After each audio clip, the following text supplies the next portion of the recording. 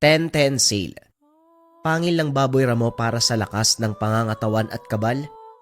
3,000 pesos, 1,500 na lang ngayong sale. Habak de lana, kontralason good for travel. From 999, 799 na lang ngayong sale. Pampaswerte bundle. Sa pera, negosyo, career at love life, save 300 pesos, meron ka ng gabay medalyon, mantra bracelet at kandili bracelet. I-search lang ang Likha Merchandise para maka-order or mag-message dito sa platform. Salamat. Ang kwentong ito ay hango sa totoong buhay. Mula ito sa isa nating kabayan na itago na lang natin sa pangalang Linda.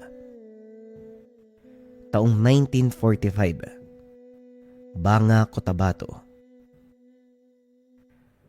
Sa gitna ng liblib na kabundukan na napapaligiran ng makapal na kagubatan, merong kilalang munting baryo bilang pugad ng kababalaghan at kwento ng mga nilalang na tila hindi ginawa ng may likha.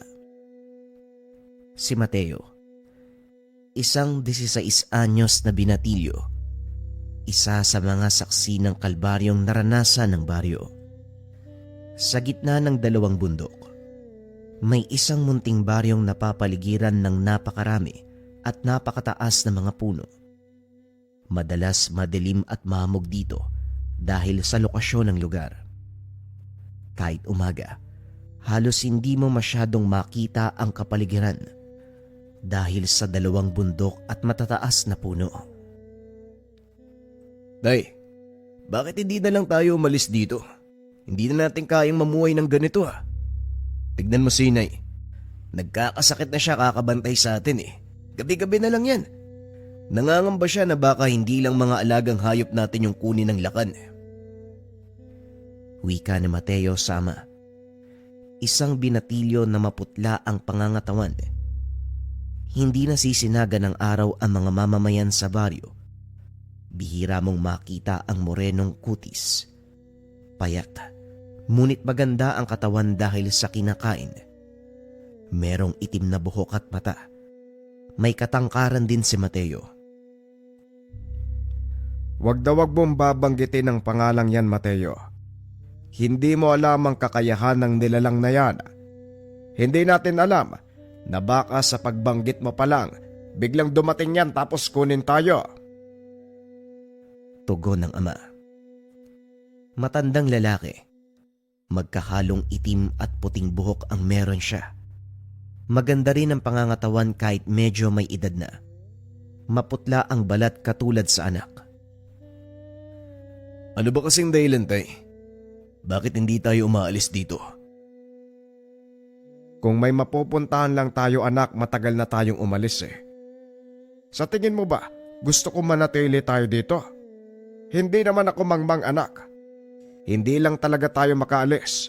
Bukod sa wala tayong lilipatan, wala pa tayong salapi para tustusan ng mga pangailangan natin sa araw-araw.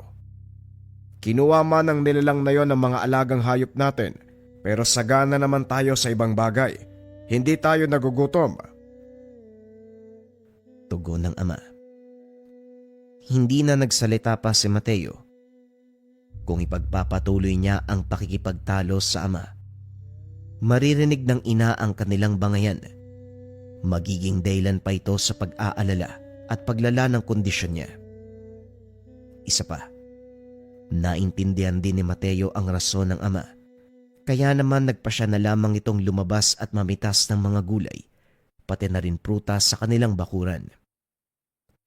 Lumabas din ang ama sa mga sandaling iyon upang magkalap ng ibang impormasyon o balita sa kanilang bayan. Kahit umaga pa lang sa baryo nila Mateo, hindi mo ito mapapansin dahil madilim ang kapaligiran. Bukod kasi sa napakataas na mga puno dito, nasa paanan sila ng dalawang kabundukan, kaya tila pugad ito ng mga nilalang. Nabasag ang katahimikan nang biglang mapasigaw si Mateo sa gulat. Diyos ko naman, akala ko naman kung ano na yung dumapo sa akin. Ikaw lang pala yan, Nato. Wika ni Mateo sa kaibigan. Aba ewan ko sa'yo.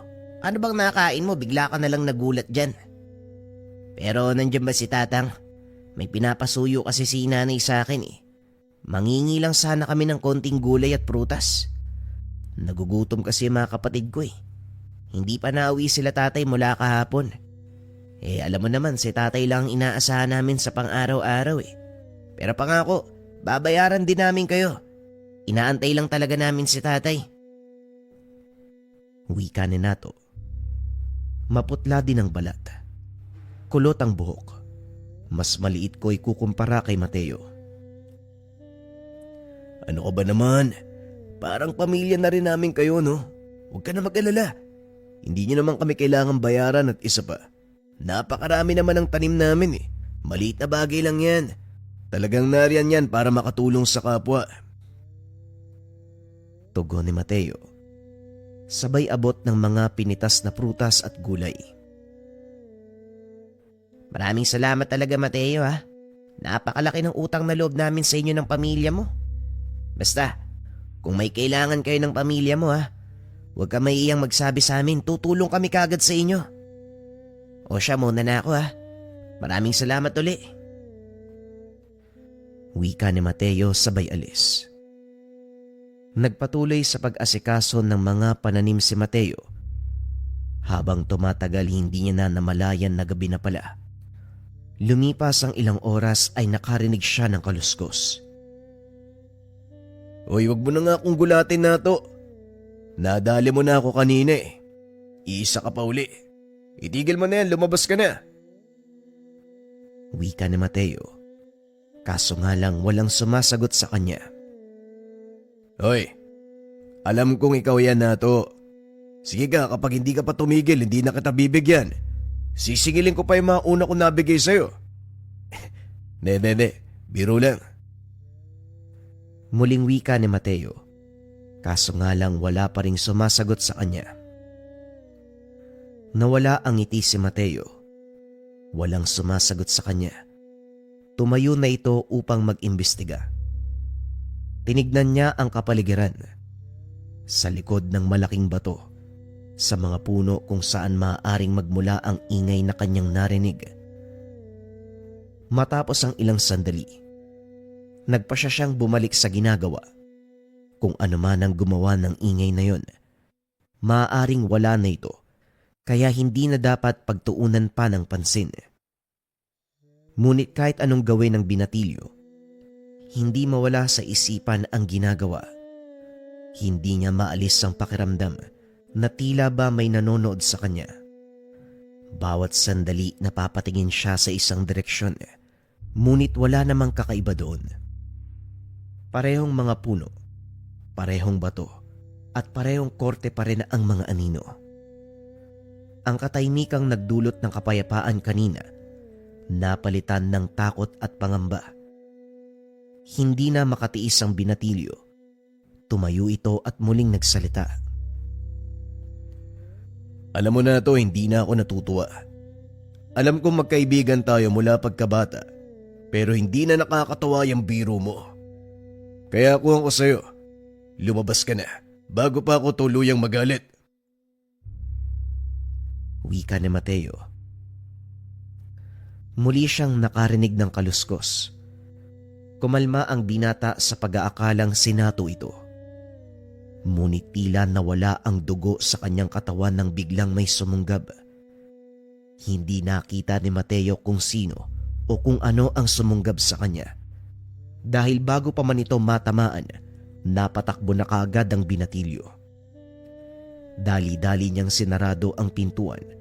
Kumuha pa ito ng upuan upang ibakod sana, ngunit natigilan ito nang makita niya sa bintana ang isang nakahandusay na tila tao sa kanilang bakuran.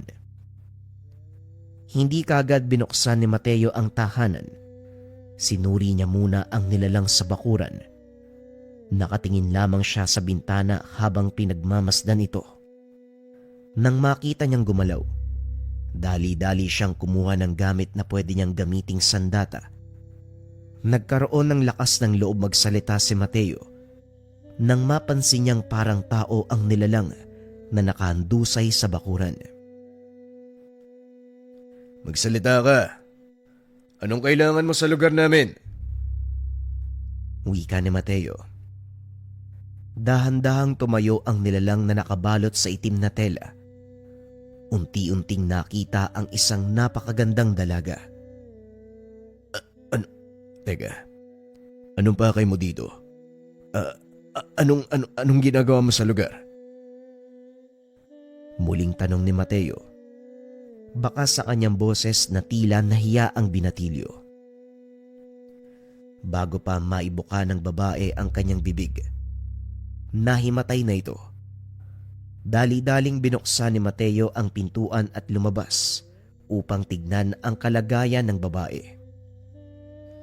Laking gulat ni Mateo nang makitang naliligo sa sariling dugo ang babae.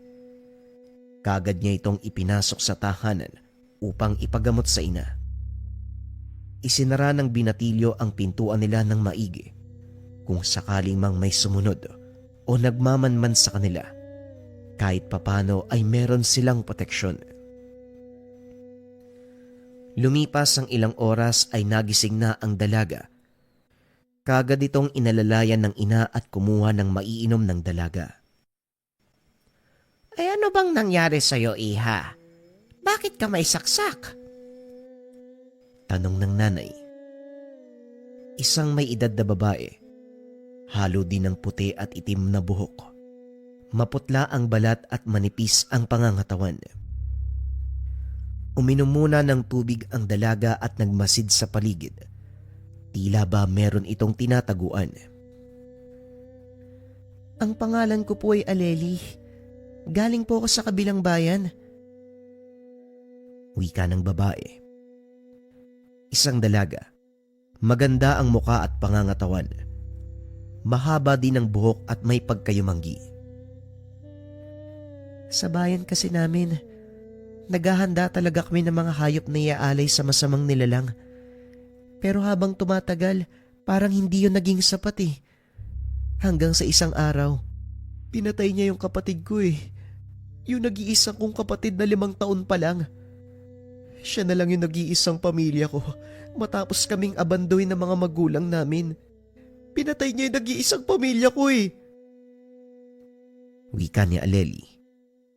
Tila lalong nangamba ang ina. Tama ang kanyang sospetsya. Tungkol ito sa nilalang.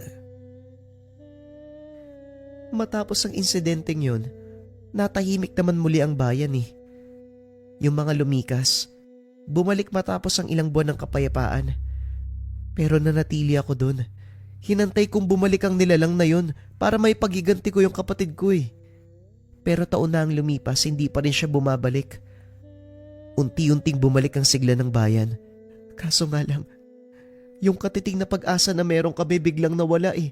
Nagparamdam na naman yung nilalang eh. Pagpapaliwanag ni Aleli. Ang tinutukoy mo ba, yung lakan? Tanong ni Mateo. Tumahimik ka.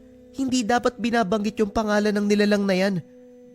Alam mo bang kapag nabanggit mo yung pangalan niya ng 3 beses, matatawag mo siya? Nagkatinginan ang mag-ina. Hindi nila alam na kahit pala ang pagbanggit ng pangalan nito, magdudulot ng peligro sa kanilang bayan. Eh, paano mo naman nalaman, iha? Tanong ng nanay. Natahimik at napatras ang babae sa tanong na iyon. Para bang may ayaw sabihin. Hindi na pinilit pa ng mag-ina ang tanong na iyon. Nagpatuloy na lamang sila na gamutin ng dalaga. Kung hindi mo mamasamayin, pwede ba naming malaman kung sinong gumawa nito sa'yo?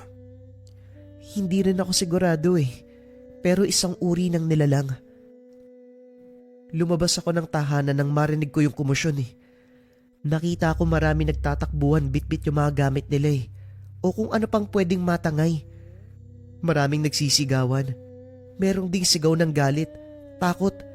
Meron ding mga nag-iiyakan. Nang makita ko kung saan nagmula, napatigil ako nung makita ko yung hawak ng babae eh. Ano ba'y nakita mo? Hawak-hawak ng ina yung anak niya. Maigpit yung pagkakayakap niya eh. Sa ibabang bahagi naman, isang napakaitim na nilalang. Napapaligiran ng itim na usok eh. Kinakain yung binti ng bata. Kung pwede ko lang mabura sa isipan ko yung nakita ko, gagawin ko eh. Ilang araw na ako hindi nakatulog. Naalala ko yung nag-iisa kong kapatid eh. Kung anong takot at sakit ang naramdaman niya nung binibiktima siya ng nilalang eh. Pagpapaliwanag ni Aleli. Pero paano mong nakuha ang mga sugat mo, iha? Tanong ng nanay. Hindi ko rin po alam kung bakit ko nagawa yun. Bigla na lang pong kumilos yung katawan ko eh. Hindi ko rin po alam kung ano yung eksaktong nangyari. Pero ang alam ko, kumuha ko ng itak na parang nalaglag ng isa sa mga residente. Inatake ko po yung nilalang eh. Siguro naalala ko yung kapatid ko. Sana may tumulong din sa amin. Sana buhay pa siya hanggang ngayon. Sana hindi ako nag-iisa eh. Wika ng dalaga. Kagad itong niyakap ng ina ni Mateo. Naganda na ng makakain ang ina ni Mateo. Sa pagkainan pinagpatuloy ng babae ang istorya. Napatigil na lamang sila nang may kumatok sa pintuan. Mateo! Mateo! Bakit mo naman sinarado yung pintuan?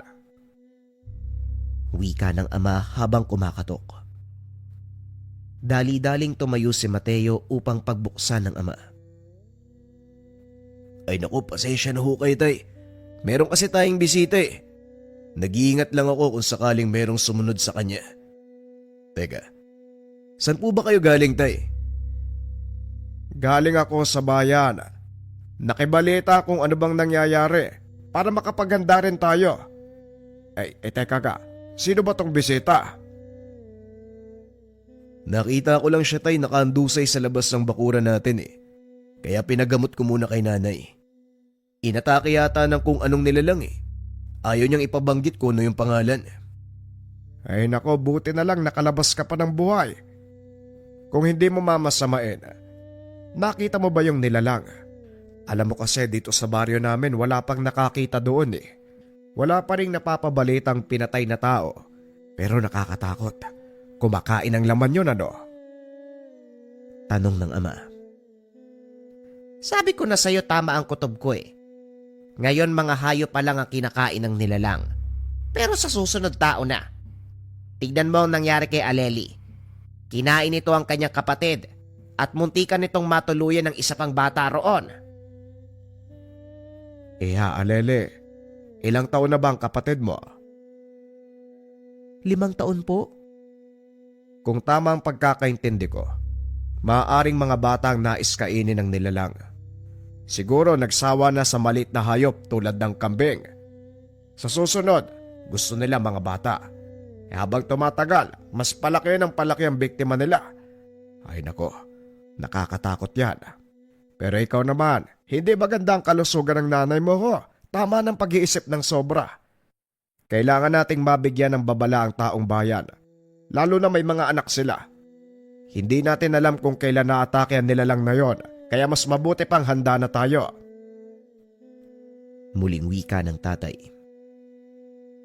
Pero tay, sino naman ang maniniwala sa atin? Wala naman tayong dalang ebidensya eh. Maaaring hindi lahat maniwala sa atin anak. Pero ang importante binalaan natin sila. Wala naman sigurong masama kung maganda tayo, hindi ba? Kung mamarapatin niyo po, isa din po sa rason kung bakit ako napadpad sa lugar niyo. Sinabihan ako ng ina ng batang nailigtas ko eh. Ang sabi niya, meron daw nakakaalam kung paano mapatay yung nilalang eh. Ano nga ba uli yung pangalan niya? Aling Rosa. Tama, si Aling Rosa. Si Rosa, yung maggagamot. Pero hindi naman imposible. Total marami siyang alam na paraan sa panggagamot. Kaso kung alam man niya kung paano ito puksain, bakit hindi ba lang niya nasabi sa iba o kahit kanino man? At isa ba, napakalayo ng bayan ni Aling Rosa sa lugar niyo. Paano ka naman nakakasiguro na tama ang sinabi ng babae sa'yo? Wala namang dahilan para magsinungaling siya sa akin eh. Naligtas ko yung anak niya eh. At isa pa, Mabuti nang kahit papano may kaunting pag-asa tayo na tuluyang mapapaalis yung nilalang na yun. Mas mabuti pang sumubok kaysa habang buhay tayong magtago sa takot. Tama ka naman, Iha. Pero alam mo ba kung saan nakatira si Aling Rosa? Umiling ang dalaga dahil hindi niya alam kung saan nakatira ang manggagamot na hinahanap. Nakatira siya sa Guillermo. Kayong alam mo na, gusto mo pa bang pumunta sa lugar na yon? Guillermo, bakit siya nandun? Bilang isang manggagamot, hindi ba dapat hindi siya naninirahan kung nasaan yung mga mambabarang pati na rin mangkukulam? Ang pagiging manggagamot ni Aling Rosa, isang uri ng pambabarang o kulam. Ngunit ang kapangyarihan niya, hindi ginagamit sa kasamaan. Ginagamit niya ito upang makatulong sa ibang tao. Kung gano'n naman pala, halika na. Ano pang inaantay natin? Hindi mo ba alam, sa oras na tumapa ka sa Guillermo, imposible ka nang makabalik pa. Parang ibang dimensyon daw yung lugar na yun eh. Hindi ka na makakabalik sa realidad. Kung sakali mang makarating kayo kay Aling Rosa, sabihin niyo na lang, si Tatang Senyo ang nagpadala sa inyo. Siguradong tutulungan niya kayong makabalik sa lugar. Kayong dalawa ni Mateo ang pumunta. Kami naman ang nanay mo ang pupunta sa baryo upang sabihan ng mga kasama natin. Hindi na umangal pa ang dalawa. Nag-ayos na sila ng kagamitan. Muling pinaalalahanan ng ama ang dalawang mag-ingat. Pinabaunan niya ito ng ilang sandata, makakain at maiinom. Nag-abot din ng gamot ang ina kung sakaling magkaroon ng problema sa paglalakbay. Nagpaalam na ang dalawa papunta sa Guillermo. Tahimik ang paglalakbay ng dalawa. Tanging maririnig mo lang ay mga huni ng ibon at iba pang maliit na insekto. Sinubukan ni Mateong kausapin ng dalaga, ngunit gustuin man niya ay wala itong lakas. Napatigil ang dalawa sa may sapa. Wika ng dalaga, mas magandang hugasan muna nila ang kanilang mga paa, lalo pat punong-puno na ito ng putik. Ito rin ang pagkakataon upang linisin ang sarili at sumalok ng tubig na kakailanganin nila. Luntian ang mga damo at halamang nakapaligid sa lugar. Malinaw ang tubig at sariwa ang hangin. Hindi ganon kalalim ang sapa at tila magandang manirahan. Hindi maiwasan ni Mateo na tignan ng dalaga. Bukod sa napakaganda nito, mahinhin kung kumilos. Naisip niya, paano kaya nagawang lumaban ng isang dalagang napakahinhin? Napangiti na lamang sa sarili si Mateo na kaagad napansin ni Aleli. Meron ba tayong problema, Mateo? Bakit kang umingiti? Kaagad siyang umiling at tumingin sa ibang direksyon. Nahiya ang binata. Nag-alala na baka masama ang isipin ng dalaga sa kanya. Nagpatuloy sa paglalakbay ang dalawa. Halos 2 araw ang lumipas. Narating nila ang lugar ng Guillermo. Madilim ang paligid na para bang nababalot ng usok. Tulad ng inaasahan ng dalawa, tila nasa ibang dimensyon. Punong-puno ng mga bahay na tila walang naninirahan. Parang gawa ito sa mga sunog na kahoy.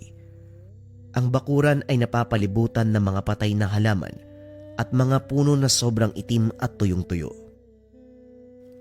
Napakabaho naman dito. Totoo bang may kayang tumira sa ganitong lugar? Amoy sunog. Hindi naman kami mayaman pero talagang iba yung amoy dito eh. Tama ka nga, Aleli. Napakatapang nga ng amoy dito. Pero alalahanin natin, napugad ito ng mga mangkukulam at mambabarang. Huwag tayong gumawa ng malaking aksyon. Hindi natin alam kung sinong mabuti at kung sino ang hindi. Mahirap na. Baka tayo mapagbuntungan nila. Wika ni Mateo. Maingat na naglakbay ang dalawa. Minabuti nilang walang makakita o makarinig sa kanila. Lumipas ang ilang sandali. Nasasayang lang yung oras natin eh. Nag-iingat nga tayo pero hindi naman natin alam kung saan tayo pupunta.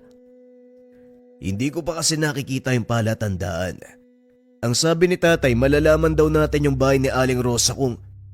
Anong ginagawa nyo dito sa bakuran ko? Nagulat ang dalawa.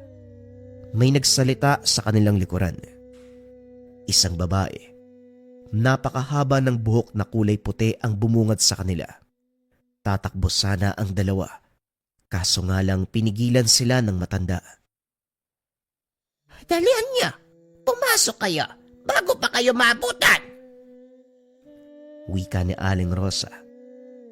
Napatigil ang dalawa at nagkatinginan. Dahan-dahan nilang pinagmasdan ang kapaligiran. Tila tumigil ang kanilang mga puso nang makitang napapalibutan sila ng pulang mga mata. Dali-daling tumakbo ang dalawa sa direksyon papunta sa tahanan ni Aling Rosa. Kagad namang sinara ng matanda ang pintuan. Nabahala ang dalawa nang bigla nitong kinandado. Tumawa rin ang matanda, kaya naman naglabas ng sandata ang dalawa. Yan ba si Aling Rosa? Para may masamang pakay sa atin eh. Siguro nga. Pero tandaan natin yung sinabi ni tatay. Parang meron silang pinagsamahan nito noon eh. Para masabing tutulungan niya tayo kung sakaling banggitin natin yung pangalan niya. Ano ba kayo? Huwag na kayong magbulungan dyan. Bukod sa kakilala at alam ko ang pakay niyo, hindi ako masamang tao. Siguro naman nabanggit ni Seryo na may utang na loob ako sa kanya. Kaya makakasiguro kayo, walang mangyayaring masama sa inyo. Kung ganun, kung alam niyo po yung pakay namin, pwede niyo po bang sabihin kung paano namin mapapatay yung nilalang? Napakatapang mo naman para sa napakaamong muka. Pero gusto ko yan. Simple lang ang sagot. Kailangan nyo lang kunin ang maiwagang bato na pagmamay-ari ng Lakan. Dito niya kinukuha ang kanyang kapangyarihan. Wika ni Aling Rosa. Kung ganun po, bakit hindi niyo sinabi sa taong bayan na ito pala ang solusyon? Maraming buhay na nasayang eh. Wika ni Mateo. Mukhang nakakalimutan mo ata, iho. Hindi mo pa tinatanong sa akin kung nasaan ang maiwagang bato. Nasaan po ba? Sa puso ng Lakan. Marami nang sumubok, iho. Ngunit wala ni isa ang nagtagumpay. Halos nawala na ng pag-asa ang mga nakakaalam. Kaya naman wala nang nagtanong pa sa akin kung paano ito mapuksa. Ang huling nagtanong sa akin ay mag-asawa. Parang bata pa sila. Pero ang sabi nila sa akin, gusto nilang puksain ang nilalang para sa kinabukasan ng 2 anak. 2 beses ko lang babanggitin ang pangalan ng nilalang. Dahil kapag sinabi ko sa 3 beses, malalaman niya ang ating lokasyon. Totoo pala. Totoo pala ang mga kwento tungkol sa nilalang na yon. Abay, oo naman. Hindi ba sinabi sa'yo ng kasama mo kung bakit pinuntirya ng nilalang ang pamilya niya? Wika ni Aling Rosa. Namutla ang dalaga. Napaluha si Aleli nang sabihin nito ng matanda. Anong sinasabi ni Aling Rosa, Aleli? Meron ko bang hindi nasabi sa amin? Kung ano man ang nangyari, hindi mo na kailangan pang malaman. Pagkatapos natin ng misyon, hindi na natin kailangan pang magkita, Mateo. Nako, iha. Hindi mo ba alam ang importansya ng pagiging tapat sa iyong kasama? Paano ka pagkakatiwalaan kung hindi ka tapat sa nobyo mo? Hindi naman ho kasi kailangan malaman. Masyadong masakit para sa akin. Pero teka, hindi ko siya nobyo Ay, hindi ba? Pasensya na. Mukhang bagay kasi kayo eh. O siya, ngayong alam nyo na kung nasaan ang maiwagang bato. Maaari na kayong umalis. Hindi kayo pwedeng magtagal sa lugar na ito. Sandali lang po, Aling Rosa. Hindi nyo pa nasabi sa amin kung anong gagawin sa Maywagang Bato. Malalaman nyo ang gagawin sa oras na makita nyo ito. Bilisan nyo na, bago pa sumara ang lagusang ginawa ko. Kagad tinignan ng dalawa ang pintuan. Parang wala namang pinagkaiba ang sinabing lagusa ng matanda. Ang kapaligiran pa rin ay ang Guillermo. Ngunit kahit nagtataka, humakbang ang dalawa sa pintuan. Nang tuluyang makalabas, laking gulat nila. Sa isang iglap ay nag-iba ang paligid. Teka, ito yung sapa kanina. Paano tayo nakarating dito? Ilang araw tayo naglakbay ah. Mukhang ito ang lagusang tinutukoy ni Aling Rosa. Tugon ni Mateo. Tumalikod dito upang tignan ang pintuan.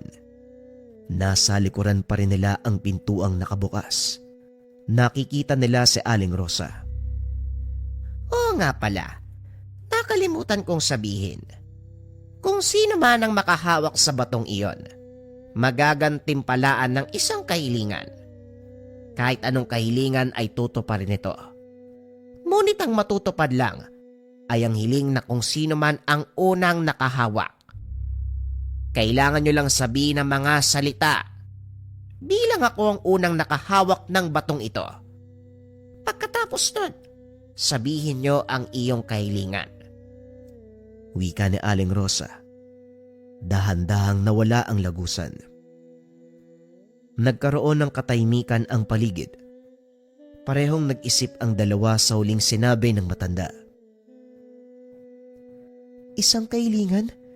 Pwede kong hilingin na mabuhay yung kapatid ko. Pero ikaw, Mateo, may kahilingan ka bang gustong matupad? Wala naman.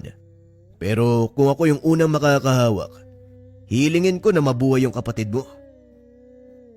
Pangako yan ha. Pangako mo sa akin na yun yung hiling mo ha. Oo, pangako ko yan sa'yo. Masayang naglakbay ang dalawa, lalo na ang dalaga. Napuno ng pag-asa. Saka lamang maaaring mabuhay uli ang nag-iisang kapatid. Pagkarating sa bahay, sinalubong sila ng nanay at tatay ni Mateo. Anong balita? Alam nyo na ba kung paano mapupuksa ang nilalang? Opo, tay. Ang magandang balita, madali lang pala. Kailangan lang nating kunin ang Maywagang Bato na pagmamay-ari ng nilalang. Ayun naman pala eh. Pero nasa ng Maywagang Bato? Ang masamang balita, tay, nasa puso ng nilalang. Nawala ang bakas ng ngiti sa mukha ng mag-asawa. Ay nako, paano naman natin kukunin? Hindi ako sigurado, pero may alam akong paraan. Kakailanganin natin ng tulong ng taong bayan.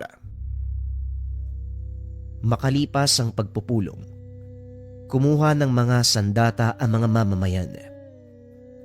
Ang plano, magtitipon-tipon tayong lahat.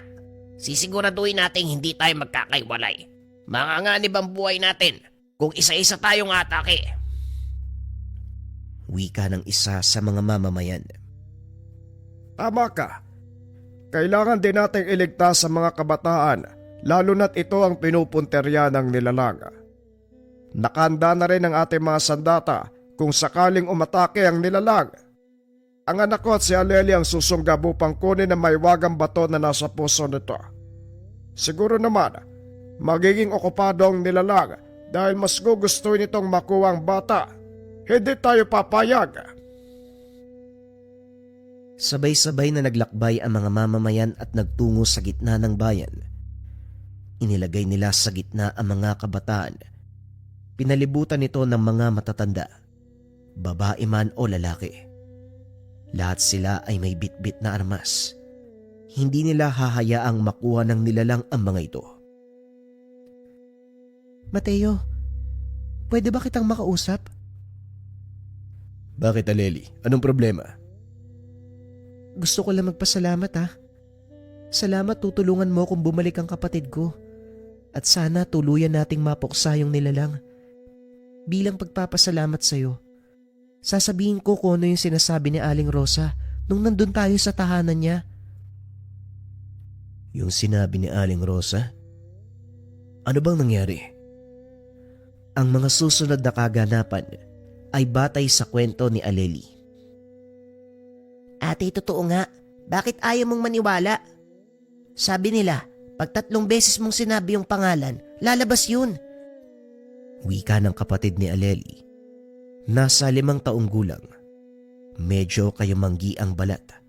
Maliit din ang pangangatawan. Ano ka ba naman oh, hindi nga totoo yan.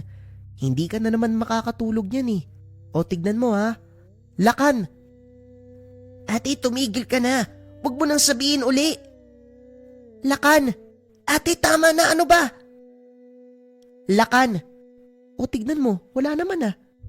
Alam mo matulog ka na. Sabi ko sa'yo hindi totoo yun eh. Sinabi lang sa'yo yun para asarin at ako. Biglang napatigil sa pagsasalita si Aleli. May kumalabog ng napakalakas sa kanilang bakuran. Tumayo si Aleli at binalot ng kumot ang kapatid. Dito ka lang ha. Huwag kang aalis dyan. Huwag kang lalabas, naiintindihan mo? Titignan ko lang kung ano yung kumalabog sa labas. Wika ni Aleli. Dahan-dahang naglakad palabas ng bahay si Aleli. Sinuri niya ng maigi ang kapaligiran. Matapos masigurong walang nilalang o kahit anuman ang nasa lupain, muli siyang bumalik sa tahanan. Wala naman ako nakita sa labas eh. Hindi mo na kailangan matakot. Anong gusto mong kainin para... Teo? Teo, nasan ka? Tanong ni Aleli. Napaluhod na lamang ang dalaga nang makita niyang bukas ang bintana. Wasak ang paligid. Tila may malaking nilalang ang nagpumilit na pumasok ang sarili at nasira ito. Bunitang kumot na ibinalot niya sa kapatid. Nang buklatin niya ito, nalaglag ang isang pares ng sinelas. Napagulgol na lamang si Aleli habang yakap-yakap niya ang kumot. Nadumihan ng mukha ng dalaga sa bakas ng dugo ng kapatid. Tuluyang nawala ng pag-asa si Aleli nang makita niya sa labas ng tahanan ang braso ng kapatid. Walang ibang ginawa ang dalaga ng buong gabing iyon kung hindi umiyak na lamang. Balik tayo sa kasalukuyan. Nalibing ko yung braso ng kapatid ko sa bakura namin eh. Hindi ko lubos sa matanggap na wala na yung nag-iisa kong kapatid. At ang pinakamasaklap, ako pa yung dahilan. Kung sakali mang kailangan ng alay sa misyon na to, hiling ko lang sana ako nang ialay mo para pagbayaran ko yung ginawa kong kasalanan. Wika ni Aleli. Huwag ka magsalita ng ganyan. Paano na lang ang kapatid mo kung sakaling mabuhay siya? Wala nang ating gagabay sa kanya. Kaya huminahon ka lang. Wika ni Mateo. Ngumiti na lang ang dalaga. Naganda na ang mga ito upang atakihin ang nilalang. Sasabihin ko na ang pangalan niya, mga kasama. Lakana. Lakana. Lakana! Magpakita ka sa amin ngayon din. Handa kaming tapusin ang kalbaryong idinulot mo sa iba't ibang bayan. Hindi kalaunan dumating ang napakalaking nilalang. Ngunit sa pagkakataong iyon, nasaan yung tao ito? Doble ang laki. Pulang-pula ang mga mata. Umangil ng napakalakas ang nilalang. Nilapitan naman ng mga mamamayan ang mga kabataan. Sumugod ang lakan. Nasugatan ang ilan sa mga mamamayan, ngunit patuloy pa rin silang lumaban. Hinawakan ng lakan ang isang lalaki at sinakal. Dahan-dahang inangat sa ere, buong puwersang ibinalibag patungo sa lupa. Sabay-sabay na umatake ang mga mamamayan. Ang isa sa kanila ay sinaksak ito gamit ang itak na hawak. Umungol ang nilalang. Umatake ang kabilang bahagi ng grupo. Nanlalaban pa ito at napuruhan ang ibang mamamayan. Huwag kayong panghihinaan ng kalooban. Nag-iisa lang yan. Mas marami ang bilang natin.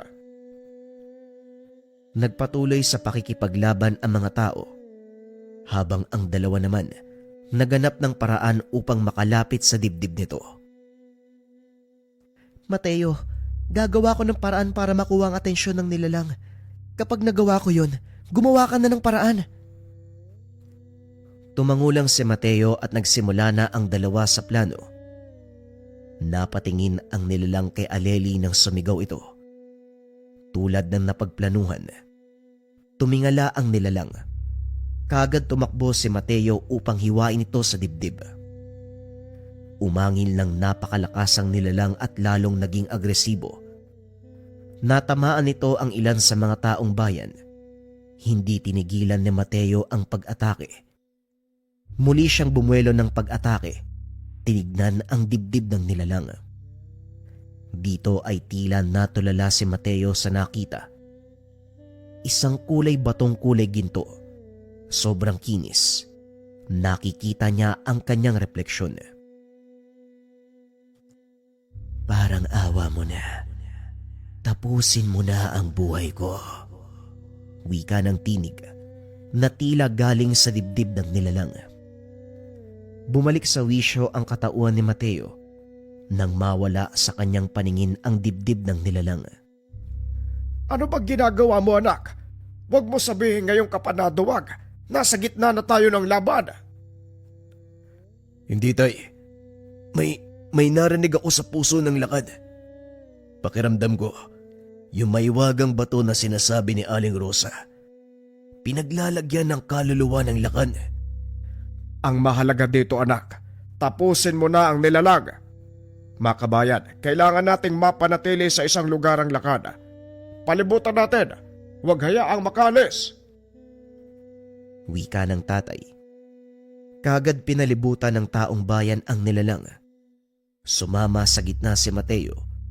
Muli niyang tinignan ang dibdib ng nilalang. Parang awa mo na. Tapusin mo na ang buhay ko. Kunin mo ang bato. Hilingin na matapos na ang sumpa. Teka, hindi ba mamamatay ka kapag kinuha ko ang bato na nasa puso mo? Bakit hindi ko na lang kunin yon at ibang hilingin ko?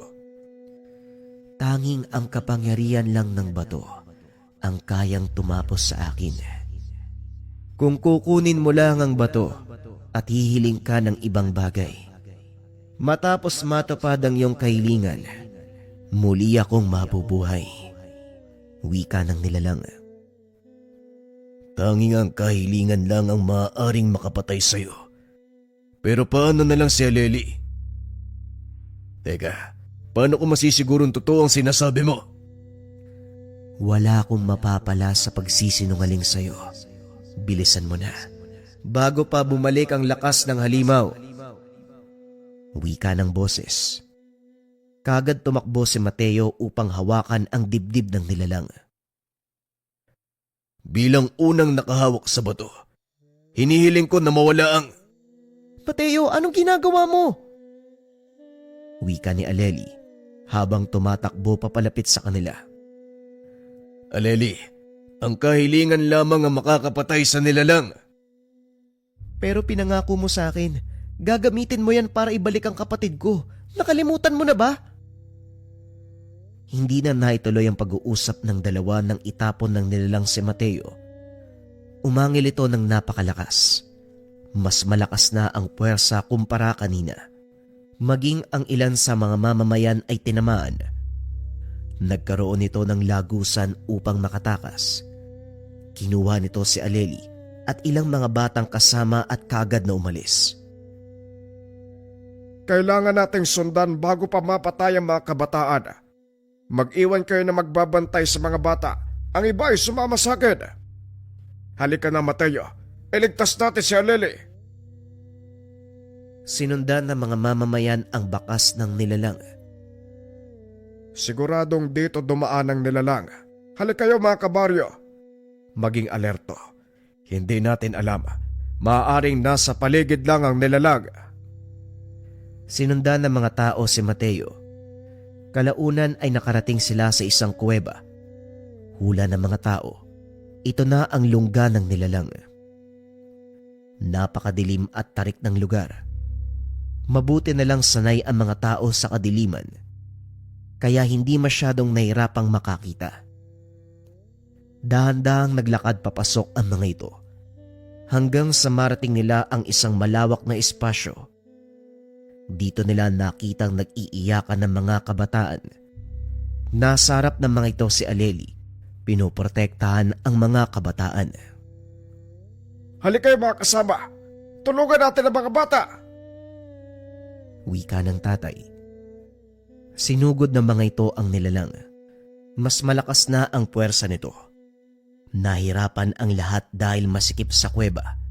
Sa bawat pagkilos ng nilalang ay maaari silang tamaan. Mateo, bukas pa yung dibdib ng nilalang. Pwede mo nang tapusin yan.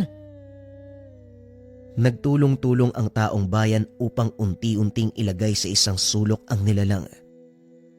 Makalipas ang ilang sandali, unti-unting nawawalan ng lakas ang nilalang.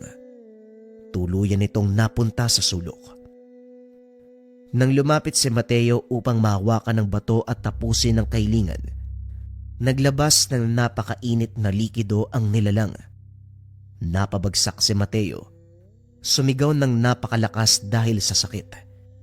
Kagad lumapit ang mga magulang sa kanya upang matulungan. Tila yun na ang huling sandata ng lakan dahil kitang-kita ang pagpayat at pagbagal ng kilos nito. Kagad lumapit si Aleli at hinawakan ng bato. Aleli, bago mo sabihin ang iyong kahilingan. Hindi, Mateo. Madaling sabihin sa'yo yung bagay na yan eh. Wala ka namang kapatid eh. Kaya hindi mo alam ang nararamdaman ko. At isa pa nandiyan ang mga magulang mo. May mga kasama ka eh. Hindi, Aleli. Gusto ko lang sabihin sa'yo na ituloy mo ang hiling na ibalik ang kapatid mo. Pwede tayo magtulungan uli, lalo na ngayon. Alam na natin ang kahinaan ng lakad. Hindi na namin kailangan pang matakot. Pero ikaw, ang hiling mo ay hindi matutumbasan ng kahit anong bagay sa mundo. Kaya sige na, ipagpatuloy mo. Tumingin si Aleli sa dibdib ng lakan. Hinawakan ng bato. Ipinikit ang kanyang mga mata at nagsalita. Bilang unang nakahawak sa bato, ang hiling ko, ibalik mo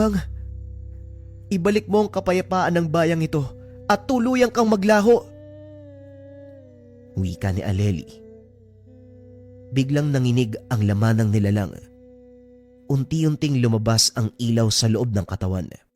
Nagpatuloy sa paglabas ang napakalakas na liwanag. Nakita ng mga tao ang espiritu ng lalaking nakaputi. Maraming salamat sa inyo. Tuluyan nang natapos ang sumpa. Matatahimik na ang buong baryo. Siya nga, siya yung kumausap sa akin kanina. Napag-alaman ng mga tao. Sinumpa ang lalaking iyon ng isang makapangyarihang mangkukulam sa pagtulong nito sa mga mamamayan sa bayan ni Aleli. Ang sumpa sa kanya, kung gaano niya kamahal ang bayang pinagsisilbihan, ganon din kalakas ang gutom na mararamdaman. Doon na siya unti-unting nagbago ng anyo. Sa paglipas ng panahon mas lumakas ang bagong anyo nito. Kalaunan hindi na naging sapat ang karne ng hayop sa bagong anyo at doon nagsimula sa pagkain ng tao. Ilang sandali pa tuluyan nang nawala ang espiritu ng boses. Nakaramdam ng ginhawa ang lahat ng tao sa lugar. Habang ginagamot ang mga sugat ng mga mamamayan, biglang napatingin si Aleli sa mas masukal na bahagi ng kuweba. Kaagad lumapit si Mateo na magaling na rin dahil nawala na ang lakan. Nawala din ang mga sugat na natamo niya. Nakita nila ang mga gamit ng mga naging biktima ng lakan. Ilang panahon na ang nakalipas. Makalipas ang ilang sandali, napayakap na lamang si Aleli nang makita niya ang kabiyak na tsinelas ng kanyang kapatid. Pinunasan niya ito at buong pusong niyakap. Sa gilid ng mata ni Mateo, may nakita siyang kumikinang at kagad itong nilapitan Dinampot niya ang bagay. Napag-alaman na isa itong kwintas. Inabot niya ito kay Aleli. Alam kong hindi kita matutulungan sa sakit na nararamdaman mo. Pero gusto ko lang na malaman mong nandito kami para sa'yo. Nawala man ang pamilya mo, nandito kami ni nanay at tatay. Kami na lang ang gaganap kung mamarapatin mo. Wika ni Mateo. Napangiti na lamang si Aleli at pinunasan ng mga luha. Lumapit din ang nanay at tatay ni Mateo. Nga pala ito, baka magustuhan mo. Nakita ko at naalala kita bigla. Kahit napakadilim at dumi ng paligid, ang kwintas na ito ay hindi kumupas at nagpatuloy lang sa pagningning. Parang ikaw, kahit anuman ang pagsubok na pagdaanan mo, hindi pa rin mawawala ang iyong kagandahan. Wika ni Mateo. Sabay abot ng kwintas. Maraming salamat, Mateo, ha? Napahinto ang dalaga. Pinagmasdang mabuti ang kwintas. Pero parang pamilyar to sa akin, ha? Pinagpatuloy ang pagsuri sa kwintas. Nabuksan ang kwintas at sa loob ay merong litrato ng isang babae at lalaki. Ang nanay at tatay ko. Ang ibig sabihin, hindi kami inabando. Naging biktima din sila ng lakan. Wika ni Aleli. Naghalo ang lungkot at tuwa sa pagsisisi ng dalaga. Ilang taon niyang kinamuyian ng mga magulang, pero hindi pala sila iniwanan.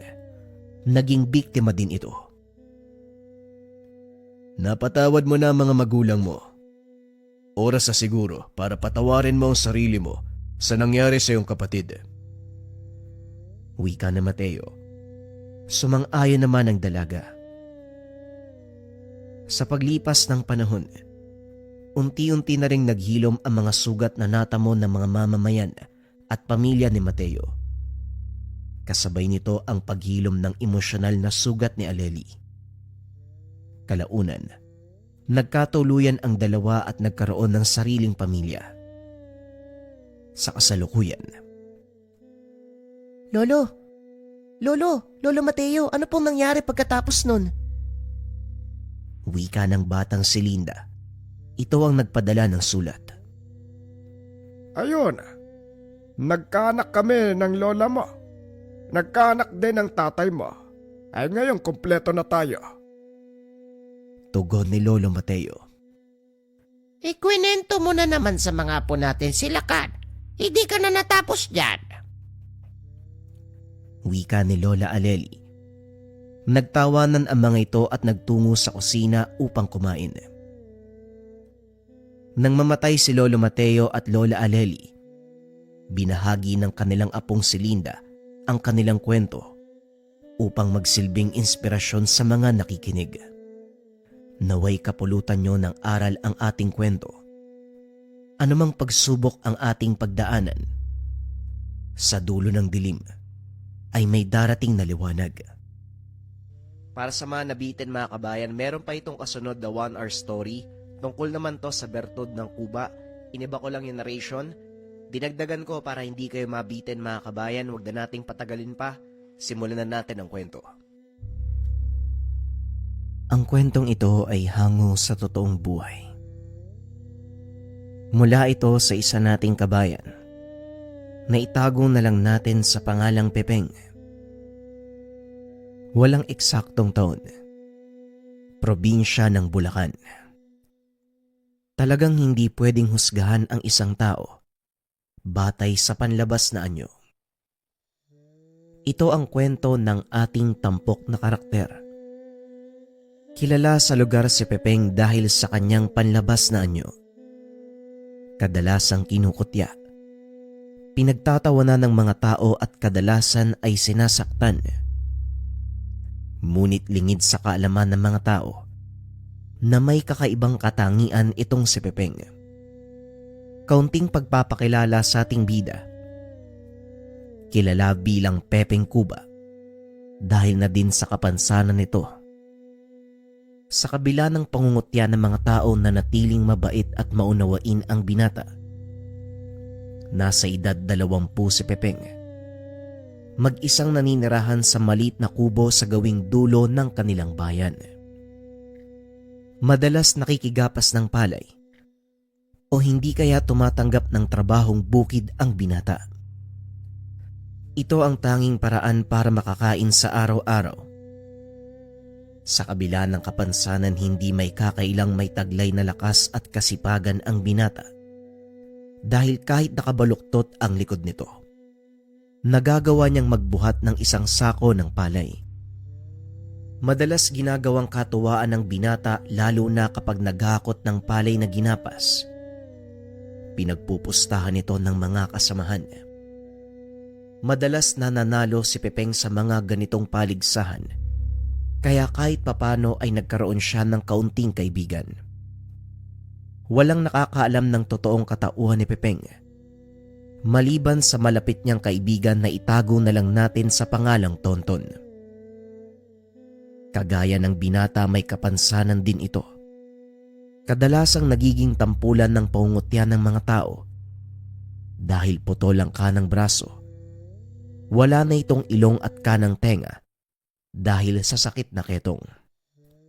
Aatras tayo ng ilang taon. Ito yung mga panahong natuklasan ni Tonton ang lihim ni Pepeng. Hindi pa sila malapit sa isa't isa ng mga sandaling ito.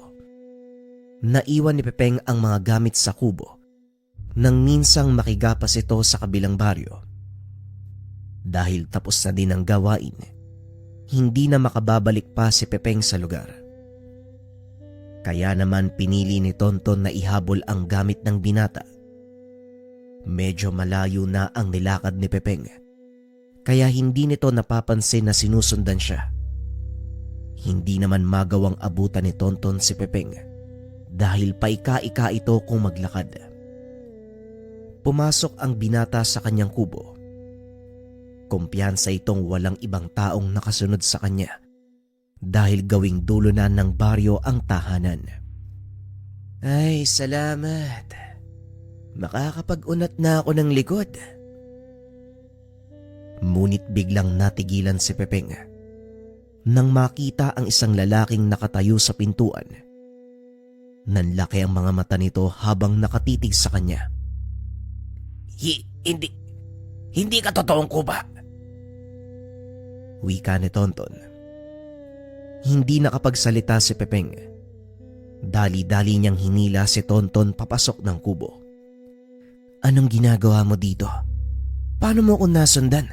May mga kasama ka ba? Sunod-sunod na tanong ni Pepeng. Tanging pag-iling lang ang naitugon ni Tonton. Sabihin mo nga sa akin, bakit mo ko sinundan? Kasi naiwan mo tong mga gamit sa panggapas. Naisip kong tapos na din ang gawain doon kaya hindi mo na to mababalikan. At saka, baka mawala din kasi sayang naman. Yun ang dahilan kung bakit kita sinundan. Di ko naman inaasahan na ito'y makikita ko Ganun ba? Maraming salamat pero makikiusap ako sa'yo. Huwag mong ipagsasabi yung tungkol dito. Maasahan ba kita, kaibigan? Oo naman, oo syempre. Tonton nga pala ang pangalan ko. O sige, mauna na ako Ay, nako, umulan na. Sa kasamaang palad ay naabutan ito ng ulan. Kaya naman pinatuloy na lang ni Pepeng ang bagong kaibigan. Magdamag nag-usap ang dalawa. Lalo pang nakilala ni Tonton ang binata. Pinaliwanag nito ang tungkol sa kanyang pagkatao. Total nakita naman na ito ni Tonton. Ang sabi ng nanay ko, sumpa daw sa akin ang dalawang pagkatao. Maniwala ka sa hindi, Tonton. Mula ako sa lahi ng mga aswang. Kaso, gusto nilang mamuhay ng payapa dahil doon nagalit ang kanilang pinuno. Isinumpa ang mga magulang ko. Sa akin tumalab ang sumpa. Kaya ito ako ngayon. Kapag umaga kuba at pagsapit ng gabi, doon pa lang ako nakakabalik sa normal. Parang natatakot ako sa sinasabi mo Hindi ka naman mukhang aswang. Maayos pa nga yung itsura mo ko ikukumpara sa akin eh. Eh ako naman nagkaroon ng ketong nung bata pa ako. Dahil doon naputol ang kanang kamay ko. Unti-unti ding nabulok ang ilong. Saka yung kanang tenga. Mabuti na nga lang gumaling pa ako eh. Biglang nalungkot si Pepeng sa narinig na kwento. Madalas niyang nakikita noon si Tonton na pinagtatawanan ng maraming tao. Huwag kang mag-alala dahil simula ngayon magkaibigan na tayo. Sisiguraduhin kong walang mang-aapi sa'yo. Ito ang naging simula ng kanilang pagkakaibigan. Sa pagdaan ng panahon, maraming bagay pang natuklasan si Tonton tungkol kay Pepeng. Isang umaga, inaya ng binata ang kaibigang dumalaw sa baryo ng kanyang mga magulang. Hindi naman nagdalawang isip na sumama si Tonton. Lingid sa kalaman nito na ang pupuntahan nilang magkaibigan ay baryo ng mga aswang. Pagkarating sa lugar, kaagad napansin ni Tonton ang mga nakasabit na bungo ng hayop. May ilang malalaking buto ang nagkalat sa paligid. May sungay ng kalabaw at baka na ginawang palamuti sa mga bahay. Ano bang pinunta natin dito, Pepeng? Para naman tayong pumasok sa baryo ng mga mangkukulam eh. Nakalimutan mo na ba yung sinabi ko tungkol sa nanay at tatay ko? Tama ka pero hindi baryo ng mangkukulam ang lugar na to. Baryo ng mga aswang.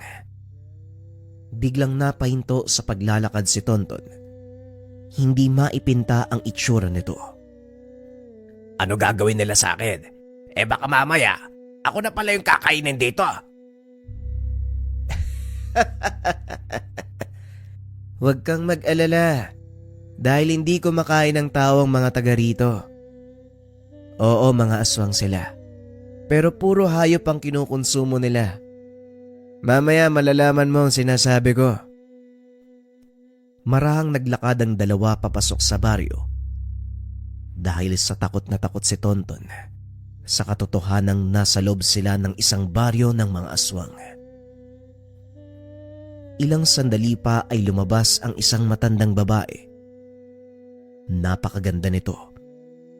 Nakasuot ng maayos na damit. Hindi kagaya ng mga taong nasa paligid. Pepeng anak, napadalaw ka. Eh sino naman tong kasama mo? Naitago na lang natin sa pangalang Aling Loida. Samantalang si Tonton, patuloy na nakikiramdam. Wala naman po, Nay. Gusto ko lang pong tignan ang kalagayan nyo dito. Nga po pala si Tonton, kaibigan ko. Nanlaki ang mga mata ni Tonton nang tawaging inay ni Pepeng ang matanda. Nanay mo yan, Peng? Parang hindi naman. Ang layo ng itsura nyo eh. Biglang tumawa ng malakas ang nanay ni Pepeng. Inaya ang mga itong pumasok sa tahanan. Kumain sila. Nung una nagdadalawang isip pa si Tonton dahil alam nitong aswang ang mga kasama sa pagkainan. Oh, eh bakit hindi mo ginagalaw yung pagkain mo? Lalamig yung sabaw ng bulalo. Hindi naman sumasagot si Tonton. Patuloy lang itong nakatitig sa mangkok na puno ng sabaw at karne. Ay huwag kang mag-alala. Hindi karne ng tawang nakalagay dyan. Matagal na panahon na naming iniwaksi ang pagkain ng laman ng tao. Tama si Nanay, Tonton. Kaya kainin mo na yan. Masarap ang bulalo lalo na't mainit. Sa huli ay nakumbinse ng binata si Tonton na kumain. Sarap na sarap ito. At ayon sa kanya, noon pa lamang natikman ang ganong kasarap na pagkain. Nagpa siya ang magkaibigang manatili sa lugar para magpalipas ng gabi. Ito ay sa kahilingan na din ni Aling Loida dahil sa kaarawan nito. Ang mga aswang dito namumuhay ng payapa. Parang normal na mga tao. Walang sino man ang umuusig sa kanila o kahit nang aalipusta. Totoo ang sinasabi ni Pepeng, Tonton. Dahil ayon sa kanya, siya ang aming tagapangalaga. Walang sino man ang nangangahas na pumasok sa baryong ito para manggulo dahil natatakot sa aking anak. Ay talaga po ba? Paanong nagagawa ni Pepeng ang bagay na yon? Meron siyang hawak na bertud. Ang mutya ng kadlom. Mutya ng kadlom? Ano naman po yon? Muling tanong ni Tonton. Inilabas ni Pepeng ang kanyang bertud na nakatago sa loob ng damit. Ipinakita ito sa kaibigan. Kung titignan ay pangkaraniwang bato lang ito na kulay itim, makintab at may guhit na pula. Ito ang mutya ng kadlom, Tonton. Nagbibigay ito ng lakas sa akin at kakayahang may pagtanggol ang mga kalahi ko. Alam kong mahirap paniwalaan, kaibigan, pero lahat ng yan ay katotohanan. Lahat ng mga nandito ay buhay na saksi sa mga ginagawa ko. Pagpapaliwanag ni Pepeng. Ilang sandali pa ay lumabas na ang buwan. Nagbago ng anyo ang binata. Kinuha ni Tonton ang pagkakataon para magtanong tungkol sa isa pa nitong katauhan. Kapala, paano nangyaring may dalawa kang katauhan? Naupo si Pepeng habang inuunat ang likod. Ang kakayahan kong magbagong anyo, likas na sa aking pagkatao. Simula ito nang tumungtong ako sa edad na 18. Akala ko noon, hindi na ako babalik sa normal. Pero dahil na din sa mutya ng kadlom, nagagawa akong magbago ng anyo tuwing gabi bilang normal na tao. Pangontra sa sumpa na ibinigay sa mga magulang ko. Paliwanag ni Pepeng. Hindi akalain ni Tonton na mararanasan nito ang sinasabi ng kaibigan. Habang nagkakasiyahan ang lahat, nakarinig ng malakas na sigaw si Pepeng. Laking gulat ni Tonton dahil biglang tumakbo ang kaibigan papunta sa pinanggalingan ng sigaw. Dali-dali namang sumunod si Tonton. Tumambad sa kanya ang ilang patay na katawan ng mga nilalang. May isa pang humagis papunta sa kanyang kinaroroonan. Nanlaki mga mata nito nang makita si Pepeng na nakikipagbuno sa mga nilalang. Pinagtutulungan siya ng mga ito, ngunit walang magawa ang mga kalaban. Hindi nagtagal ang labang iyon. Kaagad nagtakbuhan ang mga ito nang mapagtanto na hindi nila kaya ang kalaban. Ay, nako naman talaga, oo. Kahit kailan, hindi na nadala ang mga ito. Wika ni Pepeng, sabay sipa sa isang nilalang na nakahandusay sa lupa. Anong nangyari, anak? Tanong ni Aling Loida. Sumugod na naman dito yung grupo ni Tio Oslob. Hindi ko alam kung kailan nila tayo titigilan. Tugon ni Pepeng. Hindi titigil ang tsuhin mo hanggat may nakikita siyang buhay mula sa ating panig, Pepeng. Muling wika ni Aling Loida. Huwag kayong mag-alala, Nay, dahil hindi rin ako magsasawang pigilan sila. Hanggat nakatayo ako, walang makakagalaw sa inyo, Nay. Tara, bumalik na tayo. Hindi pwedeng masira ng mga ito ang kaarawan mo. Nanatiling nakatulala si Tonton kay Pepeng dahil hindi ito makapaniwala sa ginawa ni Pepeng. Kinabukasan nagbalik ang dalawa sa bayan dahil may trabaho sila sa bukid.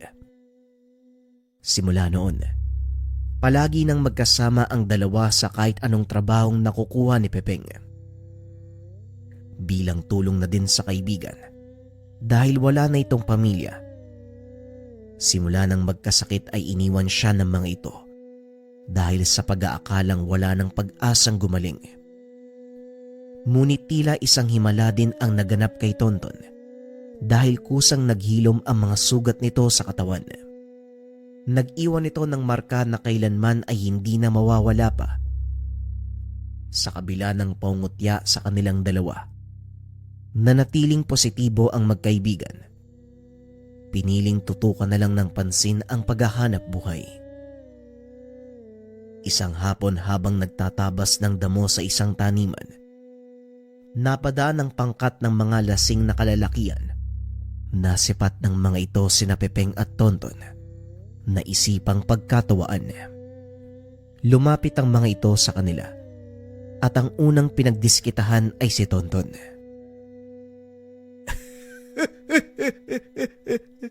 Tignan mo nga naman tong si Putol, oh.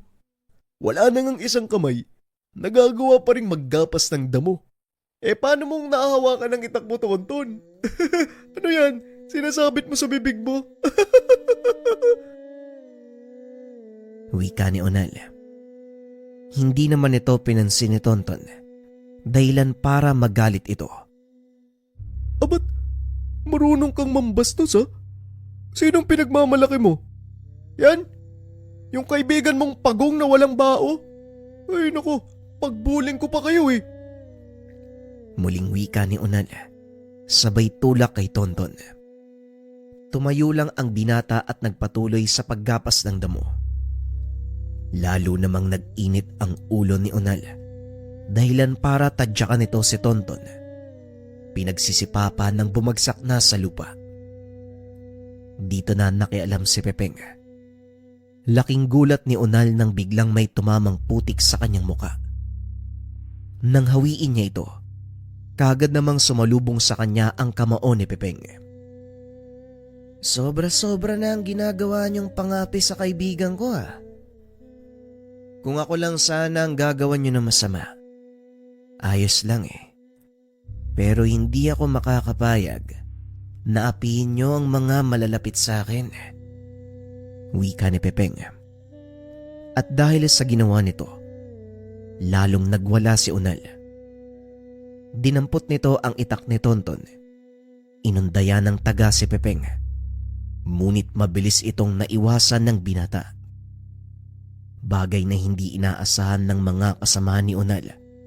Dahil ang alam nila, mabagal kumilos ang binata at walang kakayahang ipagtanggol ang sarili.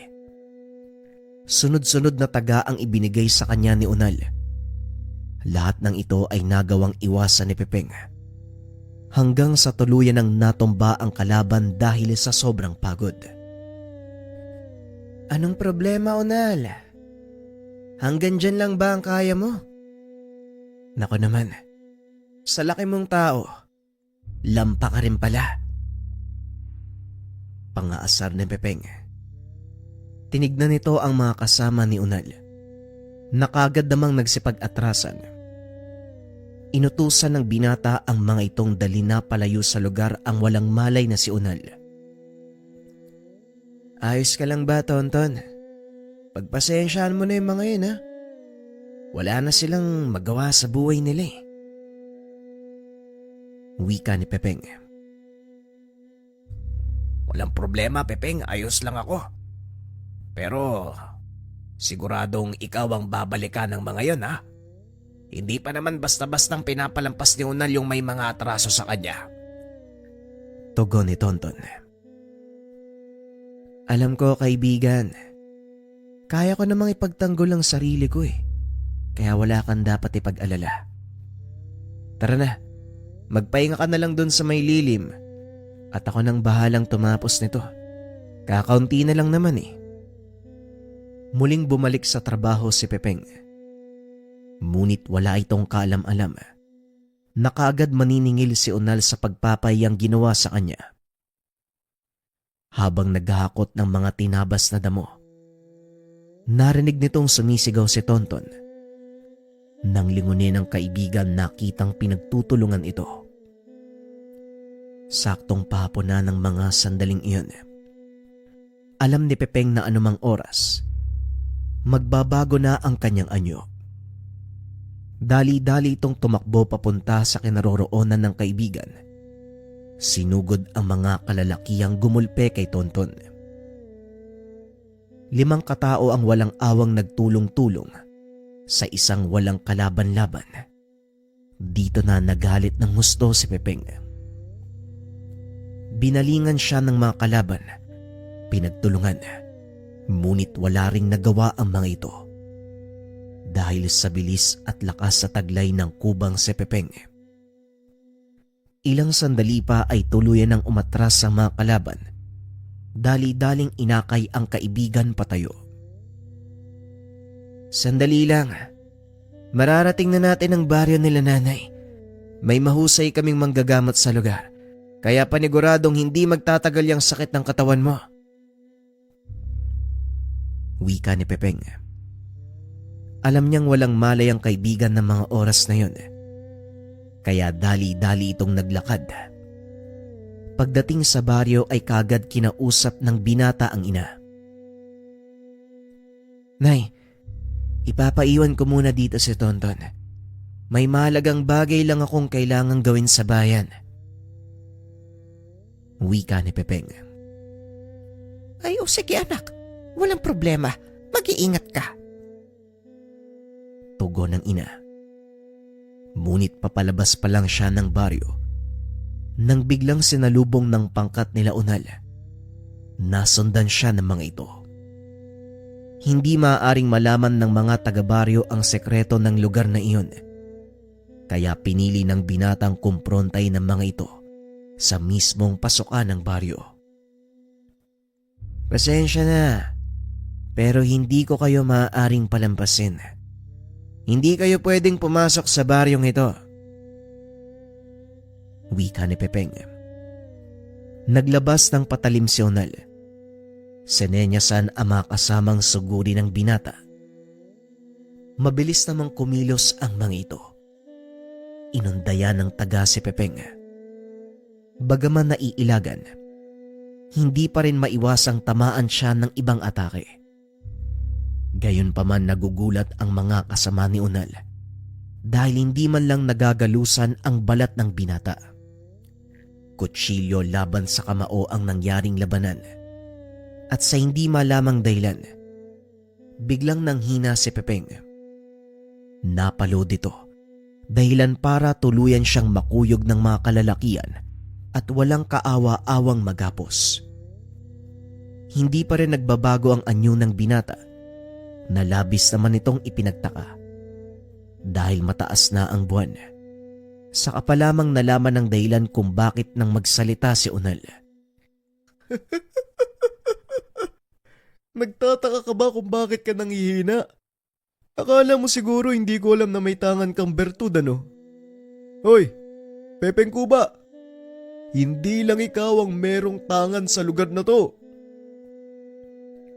Wika ni Unel habang pinapakita ang isang uri ng medalyon na kung tawagin ay Tres Pico Roma.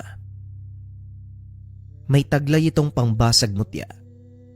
Rebueltang maaaring maging sanhi ng panghihina ng isang taong may tangan. Huwag niyong idadamay ang mga tao sa baryong to.